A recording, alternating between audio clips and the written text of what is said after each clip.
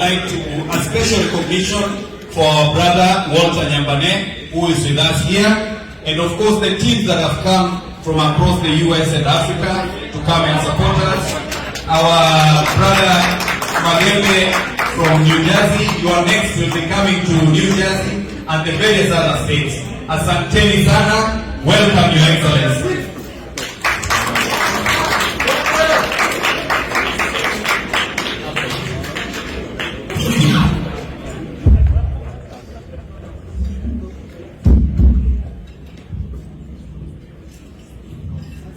Good evening.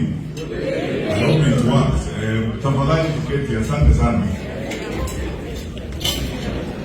I was told long time ago that the microphone is the most important tool of a politician.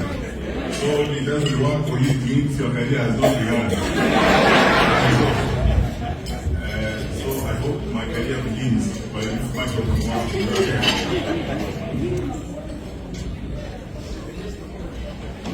Okay, fair enough, somehow.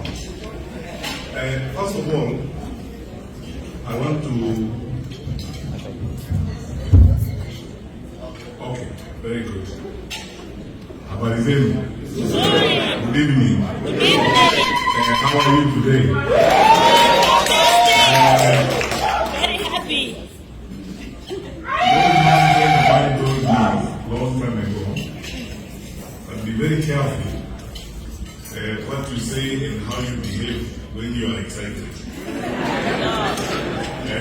As many of you know, and this is something I've been criticized about a lot, I don't smile a lot. Because the world is about serious business, I'm a very serious person. But today I'm very excited, so I'm going to use the words and advice I got that time. Be careful what I say and how I behave when I'm excited. First of all, let me begin here. I want to very sincerely thank the Lord for the opportunity He has given us for this day. Quite frankly, many of you in this room know we've had a lot of back and forth on whether or not we are going to meet here.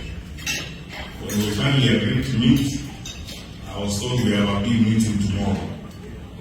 So, as you know, since I'm not given to making many speeches, I'm more on the side of doing than on the side of talking.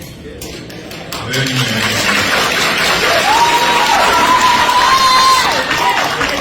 I asked my brothers and friends, so what do you want me to do on Saturday evening? They said, no, on Saturday evening we're just going to have dinner. I welcome you to Minnesota.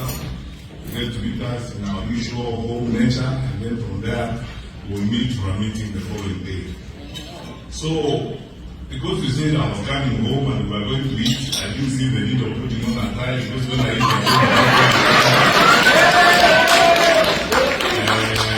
I almost arrived in slippers, because I was saying, you said we are just going to eat, and I don't have to dress in a manner that is reveling good.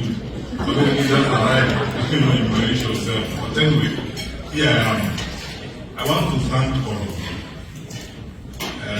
the organizers of this meeting, my brother Makori and the team, our national team that is here, that is coordinating us in the diaspora, my brother Maura and your wonderful wife, Dr. Weche, brother Opande, and all of you wonderful people in the national team. I was trying to count the number of professors in this room. Then I didn't lost count. I never sat, after when I taught at the University of Nairobi, I never sat in one audience with the number of professors such as are in this room tonight. Don't wonderful people, all of you were educated. You know, Dr. Lina, I wish your speech was the last one, because we said everything and then we go Dr. Karanja, thank you so much indeed for the effort that you have made to be here. Your worship, the mayor, Asha, thank you for the memories of Moi Nairobi girls, and so on and so forth, and things we talk about. about, in this audience, there are many people that I share the story of my life with. My Sabbath school teacher was here, so don't ask me about 2020 time, because you know that I actually then started going to church when I was in Crowd Road, because you have seen my Sabbath school teacher here. My private school classmates, Professor Otiso and the rest are here. So I'm one of those people who don't think I go to order to prove that I went to school.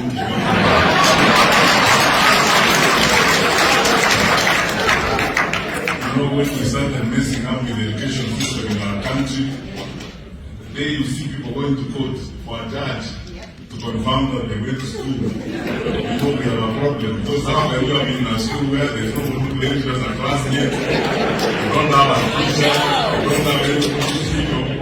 You have to wait for the judges to tell us that you actually went to school. Right, so man, you don't need a judge to tell us that you went to school, because you must have a classmate like I do here, and so on. So, wonderful people, many of you, some of you I grew up with in the village. We have been together since the days we were learning how to wear shoes properly, and how to wear our shorts properly, and so on. I've known some of you, we have known each other for a very long time. So I thank you, my sister, Representative Hulda. Thank you so much for your friendship,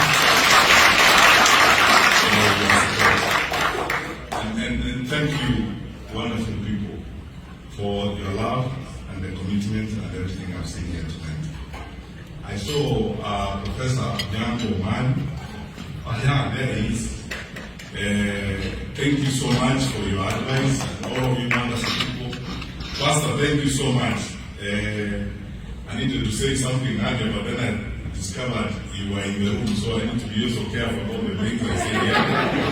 But I was going to say that I've met a lot of people here, including my boyfriends and Hollywood and girlfriends, and I fear the girlfriend be. But Pastor, it means girls who are my friends.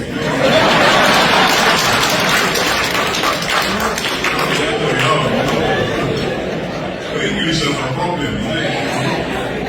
Because he was speaking Swahili, he would say, Wapensi, while I was trying about to come and like, you know, English doesn't have that. So, Pastor, you don't have a problem, and you know, by the way, because I'm going back home out of this trip, I don't want to go back to the doghouse, because there's someone who might go to the doghouse that don't clarify that bit about girlfriends. But anyway, Pastor, you will not need the church board. There are girls who are my friends. And so on. So, thank you so much, wonderful people. So, because we are meeting tonight, just to have a meal and get to say hi to each other, I will not be long, and I will not speak much, because I know we have tomorrow. But allow me to start here. And Steve, this will be partly answering your questions. I've been debating a lot recently, and you people will need to understand this. I know you will, but if I speak to you very politely and slowly about this, I know you will begin to understand this. Many of you, especially those that have said grew up with me in my village, know that we grew up from humble beginnings. We were raised by parents who were poor materially, but they were very rich in faith, in love, and their determination and focus on what is right in society. And for the entire time that I have served the public service for 10 years as a minister, for which I thank the Lord. I didn't have anything special. I didn't have to be the one appointed. It's just by the grace of God that I got the opportunity. Every single day, for which I thank God and for which I'm happy, was an experience of humility and very humbling. And every time, and then recently when I started doing this, I've been telling my friends, I don't know whether people know how emotional and how humbling public service can be. Let me give you 2 examples. I acted briefly at the Ministry of Lands, and the minister stepped aside. And every day, I would come into the office and you see, how people are suffering and so on. You see crowds of people and girls on the ground floor. So I decided that I would tell my peers and the other people to create a small office for me, so that on Wednesday, on the ground floor, instead of asking Matiangi and other people to come up, to create a small office for me on the ground floor where I could meet those people who had urgent problems that they thought they would solve. I didn't use the office for long, for this simple reason. I discovered that it was going to become a health issue to me, because it was not me. You can emotionally, sometimes you hear things you home, you can't even see it. Because you see, when a widow walks to you and tells you that she has lost